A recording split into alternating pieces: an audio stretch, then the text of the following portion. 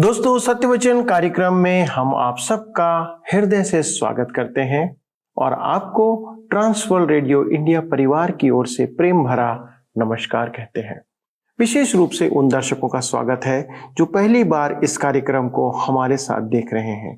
दोस्तों, हम आपको बताना चाहते हैं कि इस कार्यक्रम में हम इस जगत के रचयिता के गुण और व्यवहार को, कि वह अपने सर्वोच्च सृष्टि मनुष्य से कैसे प्रेम करता है, कैसे बर्ताव करता है, उसके संबंध में अध्ययन कर रहे हैं। परमेश्वर हमसे क्या चाहते हैं, इन तमाम प्रकार की बातों के ऊपर हम मनन और चर्चा कर रहे हैं।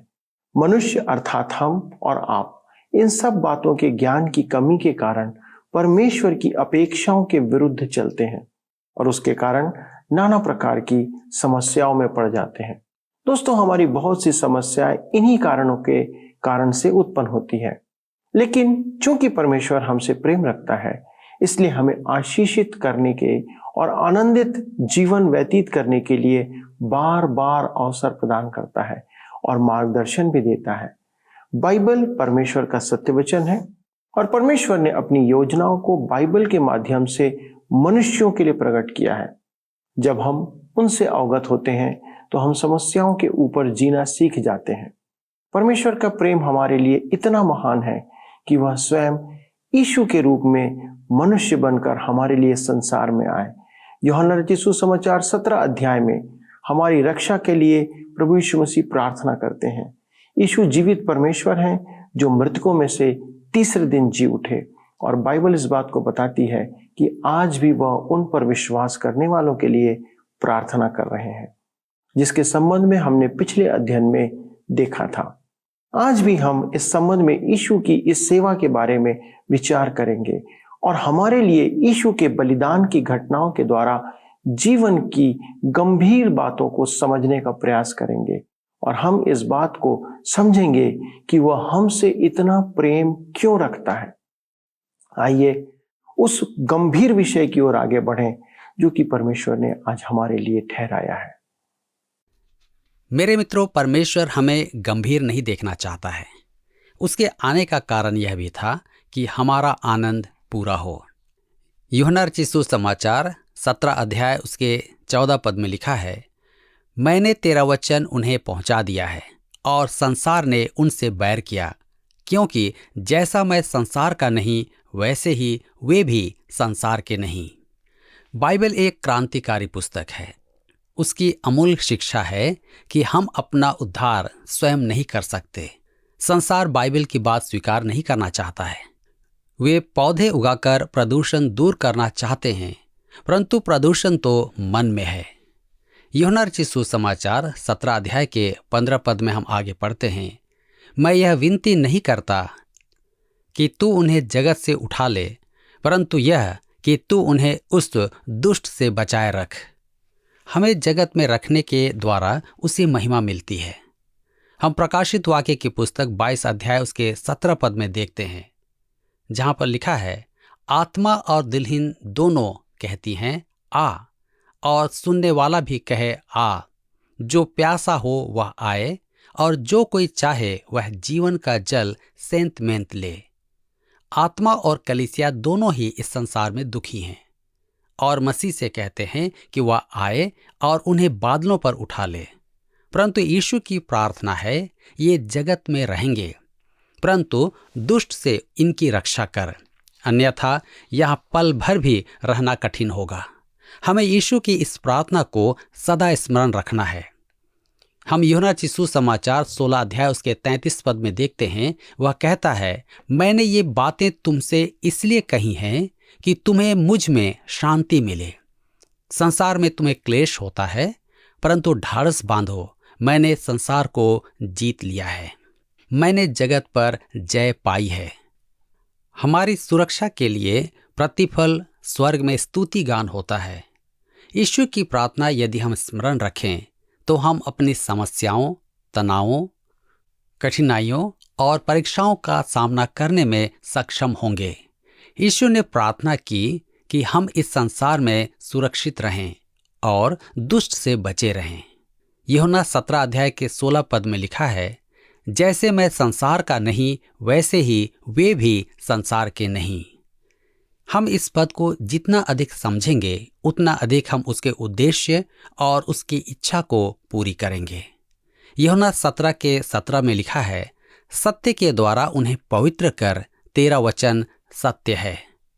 विश्वासी इस संसार में पृथक हैं। यहाँ पृथक या पवित्र का अर्थ कार्य से है, न कि व्यक्ति से। हम उसकी सेवा के लिए पृथक किए गए हैं और उसकी सेवा करने के लिए उसके वचन का ज्ञान एवं उसका पालन आवश्यक है। यूहन्ना रचित सुसमाचार 17 अध्याय उसके 18 और 19 पद में लिखा है, जैसे तूने मुझे जगत में भेजा वैसे ही मैंने भी उन्हें जगत में भेजा और उनके लिए मैं अपने आप को पवित्र करता हूँ, ताकि वे भी सत्य के द्वारा पवित्र किए जाएं। हम इस संसार में उसकी गवाही के लिए रखे गए हैं। उसने अपनी पहचान हमसे बनाई और हमें इस संसार में अपनी पहचान उससे बनानी है।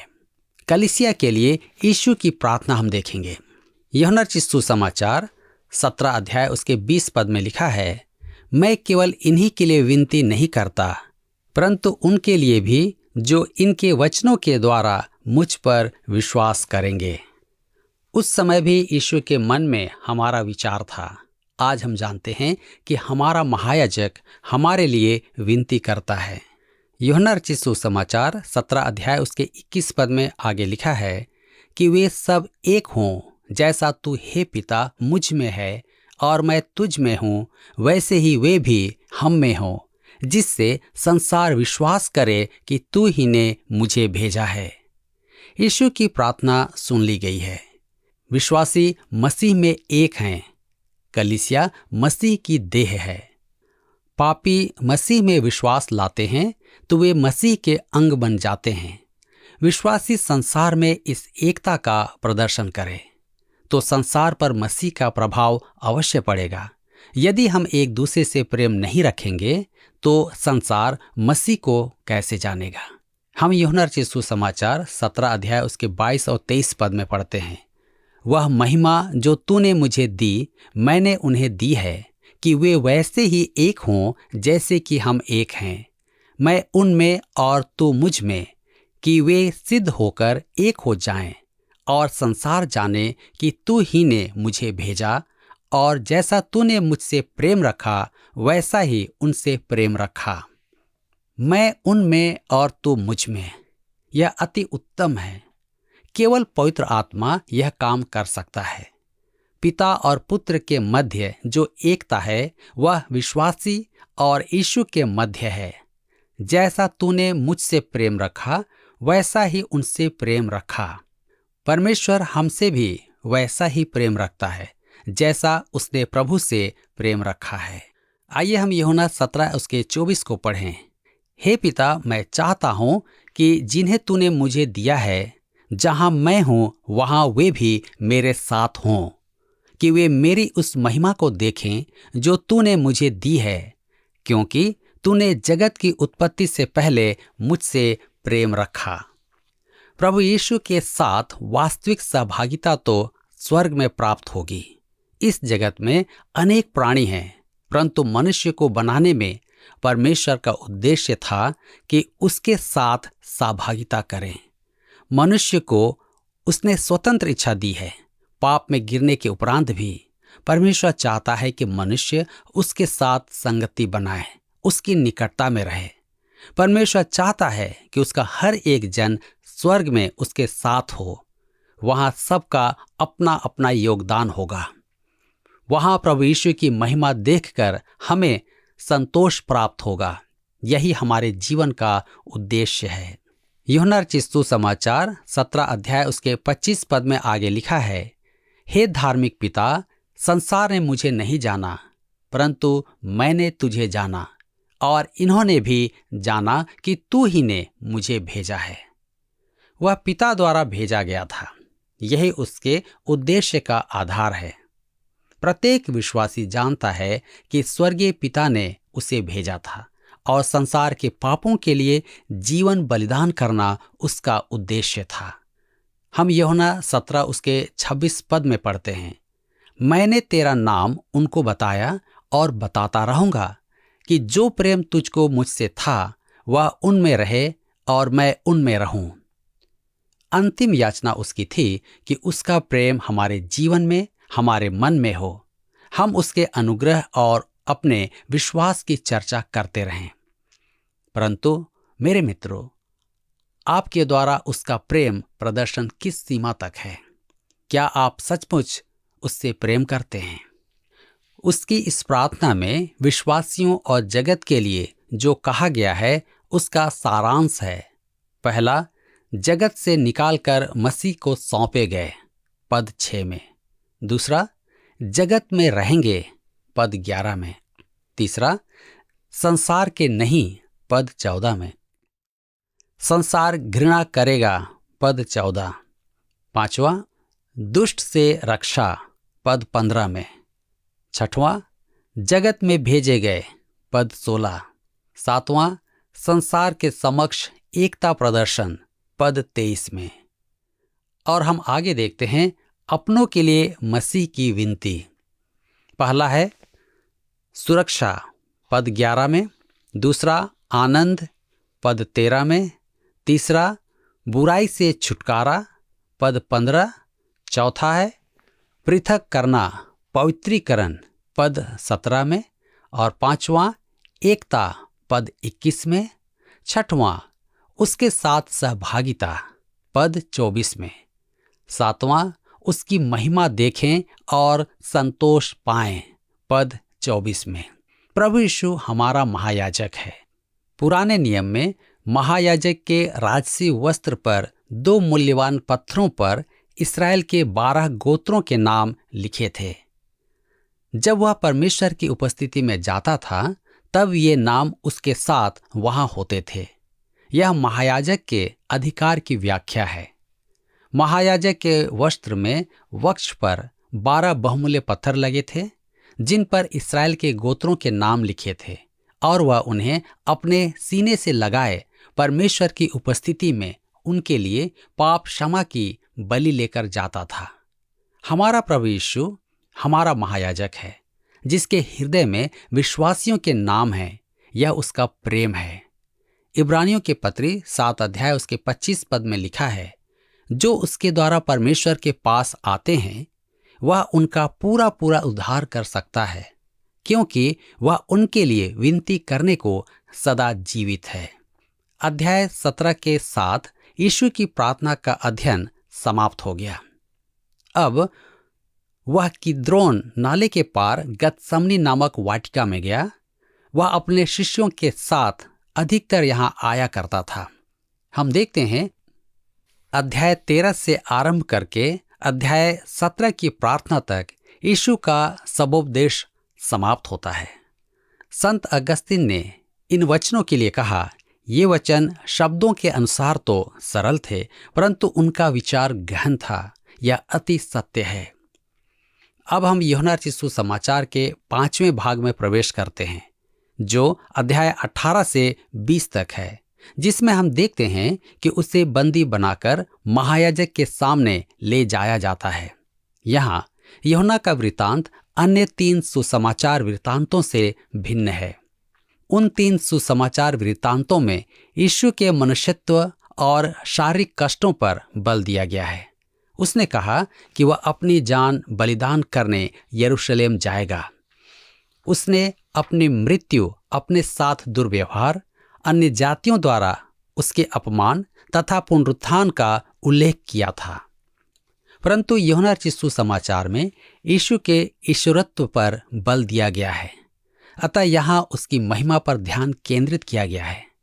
यहाँ उसके बंदी बनाए जाने में, उसकी मृत्यु में, उसके पुनरुत्थान में हम उसकी महिमा देखेंगे। आपने ध्यान दिया होगा कि उसने बार बार यह कहा है कि वह पिता के पास लौटेगा। यही तो उसकी महिमा है। गतसमनी में यीशु को बंदी बनाया गया। हम यूहन्ना रचित सुसमाचार 18 अध्याय उसके 1 पद में आगे पढ़ते हैं। यीशु ये बातें कहकर अपने चेलों के साथ किद्रोन नाले के पार गया। वहां एक बारी थी जिसमें वह और उसके चेले गए। इस पद में यीशु की महिमा और दीनता का मिलन है। ऐसा प्रतीत होता है कि वह अपनी रातें खुले आकाश के नीचे व्यतीत करता था। वह किद्रोन पार वाटिका में क्यों गया? स्पष्ट है कि वह वहां प्रायः जाया करता था। आगे लिखा है यूहन्ना 18 के 2 पद में, उसका पकड़वाने वाला यहूदा भी वह जगह जानता था, क्योंकि यीशु अपने चेलों के साथ वहां जाया करता था। लूका अपने सुसमाचार के अध्याय 21 और उसके 37 पद में लिखता है, वह दिन में मंदिर में उपदेश करता था और रात को बाहर जाकर जैतून नामक पहाड़ पर रहा करता था। लूका सुसमाचार 22 अध्याय उसके 39 पद में वह फिर जैतून पर्वत पर जाता है। तब वह बाहर निकलकर अपनी रीति के अनुसार जैतून के पहाड़ पर गया और उसके चेले उसके पीछे हो लिए। इस्राएल के इतिहास में एक और हताश मनुष्य ने किद्रोन नाला पार किया था, दाऊद ने, जब वह अपने पुत्र अबशालोम से भाग रहा था। उस समय उसके अति घनिष्ठ मित्र एवं मार्गदर्शक अमीतोपेल ने उसके साथ विश्वासघात कर अबशालोम का पक्ष ले लिया था। जहां तक हम समझ पाते हैं, यीशु ने यरूशलेम में कभी रात नहीं बिताई।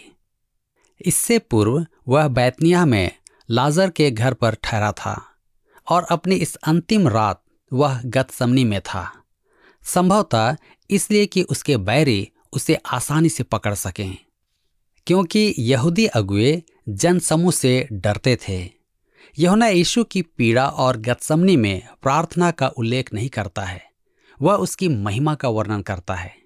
यीशु ने बंदी बनाए जाने के समय विद्रोह नहीं किया, क्योंकि वह परमेश्वर का मेमना था। जैसा यशायाह नबी ने भविष्यवाणी की थी कि जिस प्रकार भेड़ ऊन कतरने वाले के सामने चुपचाप खड़ी रहती है, उसी प्रकार यीशु ने भी अपना मुंह नहीं खोला। हम इसे यशायाह नबी की पुस्तक 53 अध्याय के 7 पद में देखते हैं। इस समय उसका आत्मसम्मान पूर्णतः अदम्य था। आपको स्मरण होगा कि इससे पूर्व जब उसके बैरी उसे पकड़ना चाहते थे, तब वह विलोप हो गया था, परंतु यहाँ वह उनकी पहुंच और पकड़ में है। इस बात पर ध्यान देना बहुत महत्वपूर्ण है। हम यूहन्ना सुसमाचार 18 अध्याय उसके 3 पद में पढ़ते हैं, तब यहूदा सैनिकों के एक दल को और प्रधान याजकों और फरीसियों की ओर से प्यादों को लेकर दीपकों और मशालों और हथियारों को लिए हुए वहां आया। वे उसे पकड़ने के लिए दल बनाकर और हथियार लेकर आए थे। लूका के वृतांत में यीशु कहता है, लूका सुसमाचार 22 अध्याय उसके 52 पद में, तब यीशु ने प्रधान याजकों और मंदिर के पहरुओं के सरदारों और पुरनियों से जो उस पर चढ़ आए थे कहा, क्या तुम मुझे डाकू जानकर तलवारें और लाठियां लेकर निकले हो? वे दल बनाकर और हथियार लेकर क्यों आए थे? वे यीशु की असामान्य शक्तियों को देख चुके थे, इस कारण वे पूरी तैयारी के साथ आए थे। यीशु के गौरव को देखिए, यूहन्ना 18 अध्याय उसके 4 पद में। तब यीशु उन सब बातों को जो उस पर आने वाली थी जानकर निकला और उनसे कहा, किसे ढूंढते हो? मित्रों, क्या आप सोचते हैं कि वह दुर्बल और वशकरणीय था? यहाँ तक कि रोमी शक्ति द्वारा भी यदि यीशु समर्पण नहीं करता तो उसकी संपूर्ण शक्ति भी उसे पकड़ने में असमर्थ थी। हम यूहन्ना 18 के 5 में पढ़ते हैं, उन्होंने उसको उत्तर दिया, यीशु नासरी को। यीशु ने उनसे कहा, मैं हूं। और उसका पकड़वाने वाला यहूदा भी उनके साथ खड़ा था। मैं नहीं चाहता कि आप इस संबोधन से चूकें। यीशु नासरी, वे सम्मान सूचक शब्द काम में नहीं ले रहे हैं। वे उसे मसीह यीशु नहीं कहते थे। जो भी है, यीशु नाम सब नामों से ऊंचा है। वह दिन आने वाला है, सब प्राणी चाहे नरक में ही क्यों ना हो, उसके नाम पर घुटने टेकेंगे, परंतु उस समय वे उसे मसीह स्वीकार करने को तैयार नहीं थे। सत्य तो यह है कि वे उसे जानते नहीं थे। जब यहूदा, जो 3 वर्ष यीशु के साथ रहा, उसे नहीं पहचाना, तो उनकी क्या बात करें। यहूदा यीशु को क्यों नहीं पहचान पाया? दूसरा कुरिन्थियों की पत्री 4 अध्याय उसके 3 और 4 पद में पौलुस लिखता है, परंतु यदि हमारे सुसमाचार पर पर्दा पड़ा है तो यह नष्ट होने वालों ही के लिए पड़ा है और उन अविश्वासियों के लिए जिनकी बुद्धि इस संसार के ईश्वर ने अंधी कर दी है, ताकि मसीह जो परमेश्वर का प्रतिरूप है उसके तेजोमय सुसमाचार का प्रकाश उन पर न चमके। पौलुस ने यह भी कहा है कि सांसारिक मनुष्य परमेश्वर के आत्मा की बातें नहीं समझता है, क्योंकि उन्हें समझने के लिए आत्मा की आवश्यकता पड़ती है। यहूदा यीशु को इसीलिए पहचान नहीं पाया कि यीशु वहां महिमा का प्रभु प्रकट था। आपके मन में क्या है? उसे ग्रहण करना या उसका इनकार करना? यहूदा ने उसका इनकार किया। उसे यीशु ने विनाश का पुत्र कहा। अब चुनाव आपका है। आपने प्रभु यीशु को जान लिया है, सुन लिया है, इसलिए मैं आपसे कहता हूं कि चुनाव आपका है। क्या आपको यह कार्यक्रम पसंद आया? अभी हमें एक मिस कॉल करें और आप अगले विजेता हो सकते हैं।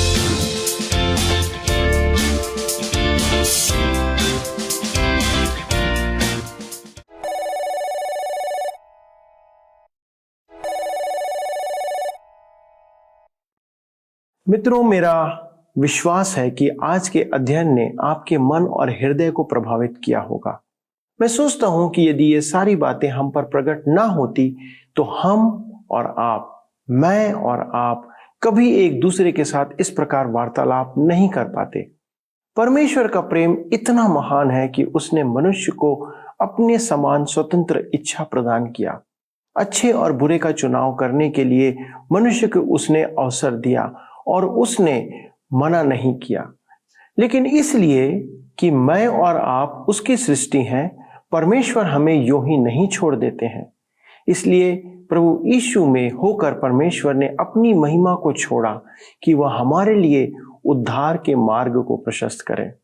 क्या आप अपने जीवन की सबसे उत्तम चीज को किसी अनजाने के लिए छोड़ सकते हैं? मानवीय स्वभाव से ऐसा संभव नहीं है, लेकिन यीशु ने मेरे लिए और आपके लिए स्वर्ग को छोड़ दिया और आज हमारे दंड को सह लिया। इब्रानियों की पत्री उसके 7वें अध्याय के 25वें पद में इस बात को वचन कहता है, इसलिए जो उसके द्वारा परमेश्वर के पास आते हैं वह उनका पूरा पूरा उद्धार कर सकता है, क्योंकि वह उनके लिए विनती करने के लिए सर्वदा जीवित है। दोस्तों, क्या ही अद्भुत परमेश्वर है और परमेश्वर का प्रेम है। आइए हम उसके इस प्रेम के लिए उससे धन्यवाद दें और यह प्रार्थना करें कि इस महान प्रेम को अपनाने में हमें मदद करें, क्योंकि आज संसार में कितने लोग हैं जो परमेश्वर के इस प्रेम का तिरस्कार करते हैं। आइए हम प्रार्थना करें। पिता, हम आपको धन्यवाद देते हैं एक बार फिर से प्रभु यीशु के नाम से कि आप हमसे प्रेम रखते हैं और निरंतर आप चाहते हैं कि हम आपके प्रेम में बढ़ते जाएं। पिता, ये आपकी दया, आपकी करुणा है प्रभु, कि आपने हमसे प्रेम किया, बार बार हमें अवसर देते हैं। हमारे पापों को प्रभु जी आप हमसे दूर करना चाहते हैं। विनती करते पिता परमेश्वर, हम सबों के लिए हमारी सहायता करें। यदि किसी रीति से प्रभु हम पाप में पड़े हुए हैं और पिता आपसे दूर हैं, हमारी सहायता करें पिता कि हम आपके निकटता में आए, आपकी उन प्रेम और आपकी उन गहरी बातों को समझने पाए और अपने जीवन को प्रभु आपके चरणों पे समर्पित करें। पिता, हमारी सभी दर्शकों के लिए प्रार्थना है, उनके जीवन को आप स्पर्श करें, उनके मनों को आप छू लें प्रभु, उनके जीवन को परिवर्तित करें कि उनका जीवन आप में बढ़ते चला जाए। इस अवसर के लिए धन्यवाद देते, आपने हमसे इन वचनों के द्वारा बातें किया, इसलिए धन्यवाद देते। आपके इन पवित्र वचनों के लिए धन्यवाद देते हुए विनती को प्रभु यीशु क्रिस्ट के नाम से मांगते हैं, आमीन। प्रिय मित्रों, आपकी उपस्थिति के लिए बहुत बहुत धन्यवाद। मैं आशा करता हूं कि आज का वचन आपके हृदय को छुआ होगा और यदि आपके मन में कोई समर्पण है, कोई डिसीजन आपने लिया है, तो आप हमारे साथ उसे साझा करें। आप हमें फोन करें, SMS करें या आप हमें मिस कॉल के द्वारा भी संपर्क कर सकते हैं। सभी बातों के लिए प्रभु को धन्यवाद देते हुए आपको भी धन्यवाद देते हैं। नमस्कार।